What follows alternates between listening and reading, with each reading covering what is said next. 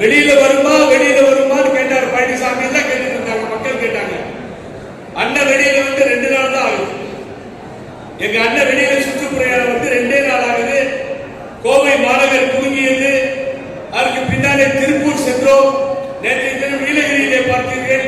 அது முடிந்து இங்க வந்துட்டாங்க. இந்த 2 நாளைக்குள்ளே ஒரு ஆளுக்கு தாங்க முடியாம நீ போறியா நான் போறியா ஜெயிலுக்குன்றான். நான் ஒண்ணு சொல்றேன், பழனிசாமி இங்க இருந்து நீ ஜெயிலுக்கு போறத காப்பாற்றி நிறுத்திருக்கிறது திராவிட முன்னேற்ற கழகம். அது எந்த மாற்று கருத்தும் இல்லை. ஆனால் உன்னை நீ காப்பாற்றிக் கொள்ளவே முடியாது. ஏன்னா அறிவு கிடையாது, சொந்தமா சட்டமும் தெரியாது. ஆர்எஸ் பாரதி கேஸ் போட்டான்னா இங்க இருந்து சொல்ற அந்த வழக்கு மன்றம் சொன்னது CBI Central Bureau of Investigation அது விசாரணை செய்யும் என்று கொடுத்தது. அதை திருப்பி நாங்கள் விசாரிக்கிறோம் கொண்டு வந்து 4800 கோடி ஊழலை அதுக்கு பின்னாடி முன்னணி விசாரிக்கிறதா பின்னணி விசாரிக்கிறதா சென்ட்ரல் விசாரிக்கிறதா சொல்லி அதை அப்படியே நிறுத்தி இந்த வேடிக்கை பார்த்து கொண்டிருக்கிறது இந்த அரசு.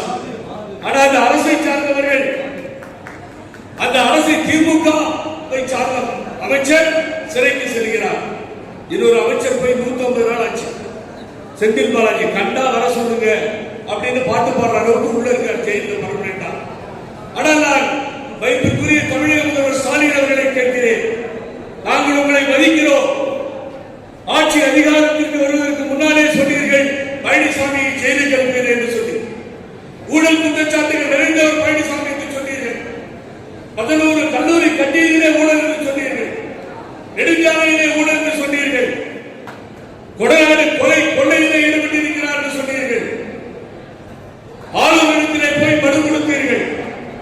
ஆனா இப்போ உங்க அமைச்சர்கள் ஜெயிலுக்கு போவாங்க, பழனிசாமி போக மாட்டார்.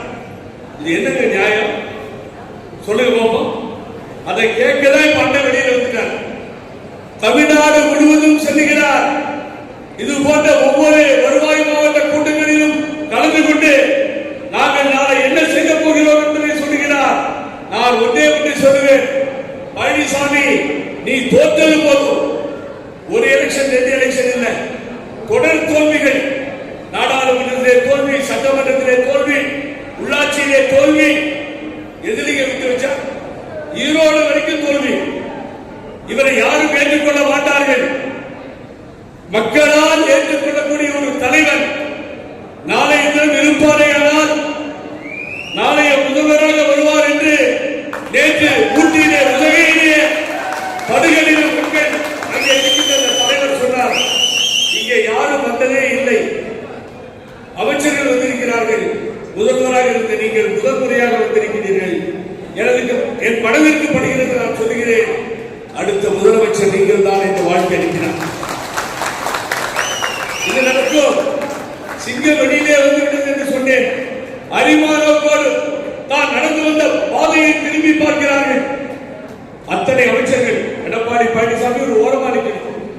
அண்ணன் வண்டியை ஓவர்டேக் பண்ணதுக்காக டிரைவர் அடிச்சிருக்காரு. அண்ணன் வண்டியை ஓவர்டேக் பண்ண அவர் டிரைவர் சொல்லி அந்த டிரைவர் அடிச்சிருக்காரு.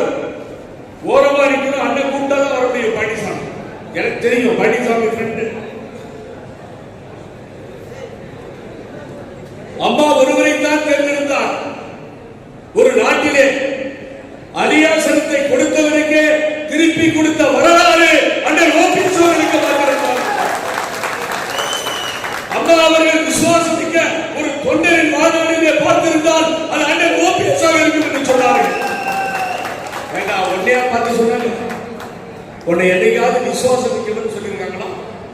அந்த சின்னம்மா கூட்டுக்கு என்னதான் சொல்லணும், கால் கட்டி விடுங்கன்னு சொல்லி ஒன்ன சொல்லுங்க. அண்ணன் தான் சொன்னாங்க. 10 முறை பட்ஜெட்டை தமிழகத்திலே சமர்ப்பித்தார். ஒவ்வொரு நாளும் அண்ணனை பக்கத்தில் வைத்துக் கொண்டுதான் ரிவ்யூ மீட்டிங்கே நடக்கும். அம்மா இல்லாமல் அண்ணன் இல்லை, அண்ணன் இல்லாமல் அம்மா இல்லை.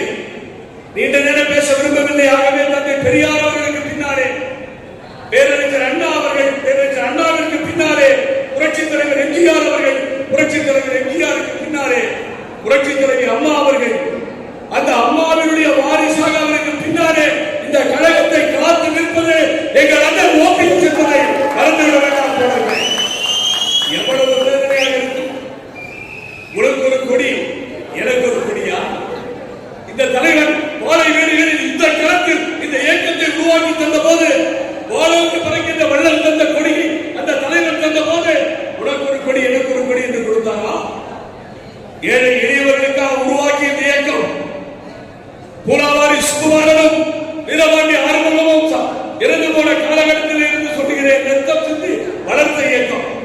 சத்துணவு சென்ற சரித்திர நாயகன் யாருக்கும் உனக்கொன்று எனக்கு ஒன்றுமே கொடுக்கவில்லை.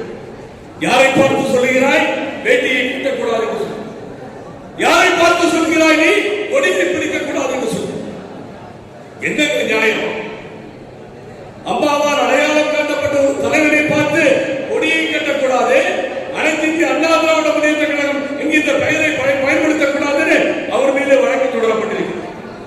உயர் நீதிமன்றத்தையும் உச்ச நீதிமன்றத்தையும் மதிக்கின்ற தலைவர்கள். ஆகவே அந்த உயர் நீதிமன்றத்தினுடைய தீர்ப்புக்கு கட்டுப்பட்டு இங்கே இருக்கிறார். நான் சொல்லுவேன், என்னை அண்ணா பிடித்து விடுங்கள், நான் யாருக்கும் கவலைப்படவே மாட்டேன். பழனிசாமி எத்தனை மனு வேண்டாலும் போட்டுக்கொள். இங்கே இருக்கின்ற புரட்சி தலைவர் எம்ஜிஆர் அம்மா வழிவந்த தொண்டர்கள் அந்த கொடியை தான் கையிலே எடுப்போம், அந்த வேட்டியை தான் கட்டுவோம். இருந்தாலும் அதுதான் மண்வெட்டி கையில் எடுப்பார், மற்றவருக்கு குழிப்பளிப்பார், அது தன் பக்கம் பார்த்து நிற்கும் என்பதை தாரறிய மறந்திருப்பார் சொன்னார் தலைவர். ஆகவே மண்வெட்டியை கையிலே எடுத்துவிட்டார். அந்த பள்ளம் தோண்டிக் கொண்டிருக்கிறார் பழனிசாமி. பழனிசாமி ஒன்றே ஒன்றை சொல்லி முடித்துக் கொள்கிறேன். திகார் ஜெயில் மாத்திரமல்ல, இப்பொழுது நான் கொடுக்கின்ற செய்தி அதுதான். இங்கே இருக்கின்ற சென்னை சிறையிலும் சரி, பல சிறைகளுக்கு செல்ல வேண்டிய நிலை உனக்கு ஏற்படும். அந்த ஜெயிலுக்கு அனுப்பாமல் விடவே மாட்டோம். நீங்களா நாங்களா என்பதை பார்த்து விடுவோம். இனி களம்தான், சிங்கத்தோடு பயணிக்கிறோம். உன்னை நீ முடித்தால் காப்பாற்றிக்கொள். எல்லா ஊழல் பயிலையும் கையில் எடுத்து வச்சுக்கிட்டே இருக்க. ஒன்னொன்னா வெளியில வரும். காமராஜ் மேல கேச போட்டு 6 மாசத்துல இறுதி விசாரணை எஃப்ஐஆர் போட்டு கோர்ட் உத்தரவு போட்டுச்சு. ஐயா பழனிசாமி, உனக்கு தெரியாது, இப்பதான் ஒரு விஷயத்தை சொன்ன, எல்லா ஃபைலும் வரும். ஜெயிலுக்கு போறதுக்கு இனிமேல் ஃபேன் போட்டு படுக்காது. ஏன்னா ஜெயில ஃபேன் கிடைக்காது. திமுக கவர்மெண்ட் ஒழுங்கா இருந்துச்சுன்னா. ஆகவே ஃபேன்லாம் கிடையாது. கஷ்டம் பப்ளிக் டாய்லெட் யூஸ் பண்ணிக்கோ. நீ திகார் ஜெயிலுக்கும் மற்ற ஜெயிலுக்கும் போவதை எவராலும் தடுக்க முடியாது. ஆகவே அண்ணன் ஓபிஎஸ் வழி செல்வோம். புரட்சி தலைவி அம்மா வழியில் இந்த கழகத்தை காப்போம். மீண்டும் முதல்வர் வரை ஓயமாட்டோம்.